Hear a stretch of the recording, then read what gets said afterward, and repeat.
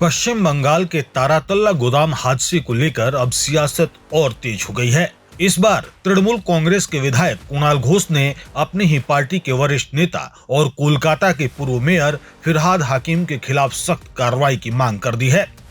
मदन मित्रा की मौजूदगी में आयोजित एक प्रेस कॉन्फ्रेंस में कुणाल घोष ने कहा कि यदि जांच में यह साबित होता है कि अवैध निर्माण में पूर्व मेयर की कोई जिम्मेदारी थी तो उन्हें तुरंत गिरफ्तार किया जाना चाहिए। कुणाल घोष ने कहा कि मुख्यमंत्री ने विधानसभा में जो बयान दिया है मैं उसका समर्थन करता हूं। अगर जांच में जिन लोगों के नाम सामने आए हैं उनकी जिम्मेदारी साबित होती है तो उन्हें तुरंत गिरफ्तार किया जाना चाहिए। हालांकि उन्होंने यह भी स्पष्ट किया कि अभी यह कहना जल्दबाजी होगी कि अवैध निर्माण की शिकायतें पूरी तरह सही हैं या नहीं। लेकिन उनका कहना था कि विधानसभा में यदि इतने गंभीर आरोप लगाए गए हैं तो उनकी निष्पक्ष जांच और आवश्यक कानूनी कार्रवाई भी होनी चाहिए। যে ঘটনা তারাতলায় ঘটেছে অত্যন্ত দুর্ভাগ্যজনক, বহু মানুষের প্রাণ গিয়েছে এবং যে পদ্ধতিতে গোটা জিনিসটা হচ্ছিল সেটা নিয়ে একাধিক অভিযোগ ইতিমধ্যেই এসেছে। মাননীয় মুখ্যমন্ত্রী বিধানসভায় যে স্টেটমেন্ট দিয়েছেন তাকে সমর্থন করছি এবং এই তদন্তে তিনি যাদের যাদের নাম বলেছেন যদি সত্যি তারা জড়িত বলে অভিযোগ থাকে বা তাদের কোনো দায় থাকে তাহলে তাদেরকে কাস্টডিতে নিয়ে জিজ্ঞাসাবাদ করা হোক, অবিলম্বে গ্রেপ্তার করা হোক। মুখ্যমন্ত্রী এই ভয়ঙ্কর ঘটনার জন্য এত মানুষের প্রাণ গেছে, সেখানে যদি কোনো বেআইনি বা বিপজ্জনক নির্মাণ বা অবৈধ প্ল্যান এই ধরনের অভিযোগ যেগুলো উঠছে আমরা তো জানি না সেটা সত্যি অভিযোগ ঠিক কি ঠিক নয়, কিন্তু মুখ্যমন্ত্রী যখন বিধানসভায় গুরুত্বের সঙ্গে স্টেটমেন্ট দিচ্ছেন আমরা তাঁর স্টেটমেন্টটাকেই মান্যতা দিয়ে আমাদের বিবেচনা রাখব। ফলে এত বড় ঘটনা যখন হয়েছে যদি সেখানে কোনো অনৈতিক বা অবৈধ কোনো কিছুর সেই জায়গায় হয়ে থাকে তাদের প্রত্যেকের আমরা গ্রেফতার দাবি করছি। আমরা এটাও সঙ্গে যোগ করছি যে শুধুমাত্র সামনে কয়েকজনকে দেখা যাচ্ছে তাদের নামে এফআইআর হলো এবং তাদের গ্রেপ্তার করে নেওয়া হলো, আর বড় নাম যদি পেছনে থাকে তাহলে সেটা শুধু রাজনৈতিক উদ্দেশ্যে বিধানসভায় ব্যবহার করা হলো সেটা যেন না হয়। যদি প্রাক্তন মেয়র তার কোনো দায় থাকে তাহলে তাকে অ্যারেস্ট করা হোক, আর যদি দায় না থাকে তাহলে বিধানসভায় তার নাম তুলে শুধু রাজনৈতিক স্টেটমেন্ট তো ঠিক নয়।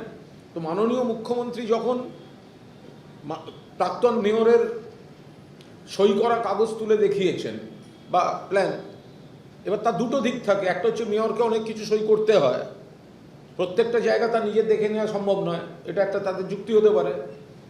আবার দু নম্বর হতে পারে যে এত বড় ঘটনা ঘটেছে তার নৈতিক দায়, নইলে মুখ্যমন্ত্রী দেখালেন কেন। তো মুখ্যমন্ত্রী যখন দেখিয়েছেন তো তখন সামনে যে কজন থাকবে নিচু স্তরে তারা শুধু গ্রেপ্তার হবে, আর কেউ কেউ নতুন তৃণমূলের সহসভাপতি হয়েছেন বলে গ্রেপ্তার হবেন না, প্রোটেকশন দেবেন মুখ্যমন্ত্রী, দুটো যেন না হয়। এটাই আগের দিন বলেছিলাম যে যাদের যাদের বিরুদ্ধে অভিযোগ তাদের মধ্যে যারা ধোয়া তুলসী পাতা সাহায্যে অন্যদিকে গিয়ে বসে তাদের কিন্তু প্রোটেকশন দিলে হবে না। আপনি যখন অভিযোগের আকারে আপনি কাগজটা দেখিয়েছেন তাহলে অ্যারেস্টটাও আপনাকে করতে হবে, আর যদি অভিযোগ না থাকে তাহলে আপনি সেই কাগজটা দেখালেন কেন। যদি সইয়ের মধ্যে কোনো প্রশ্ন না থাকে তাহলে সেটা টানা উচিত হয়নি। একজন লোক পদাধিকারী তাকে 10টা সই করতে হয়, তো প্রত্যেকটা তো নিজেকে ইন্সপেকশন করে করা সম্ভব না। তা মাননীয় মুখ্যমন্ত্রী যেটা দেখিয়েছেন আপনারা সবাই দেখেছেন, অভিযোগের আকারেই তো দেখিয়েছেন, তো তাহলে অ্যারেস্ট হবে না কেন?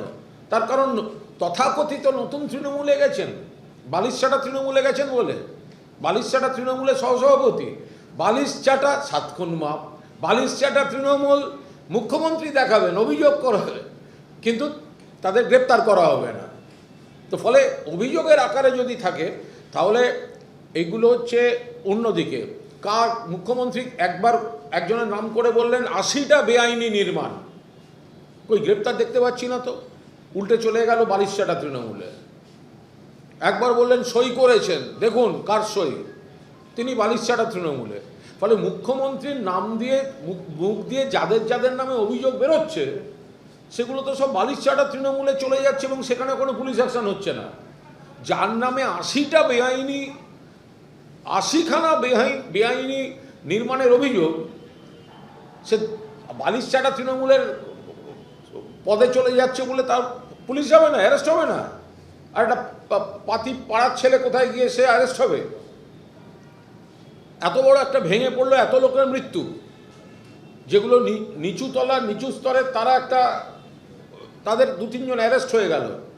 আর বড় মাপের নেতা যার সই দেখা যাচ্ছে সেই নথিতে, তিনি দোষী না নির্দোষ আমি জানি না, আমাদের জানার কথা নয়, কিন্তু মুখ্যমন্ত্রী দেখিয়েছেন অভিযোগের আঙ্গিকে দেখিয়েছেন বিষয়টা, এই দেখুন কে করেছে।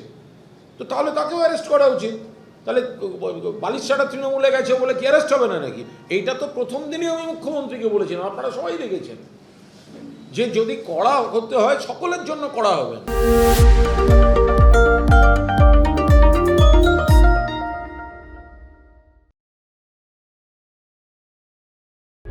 प्रभातखबर.com, विश्वास वही, रफ्तार नहीं।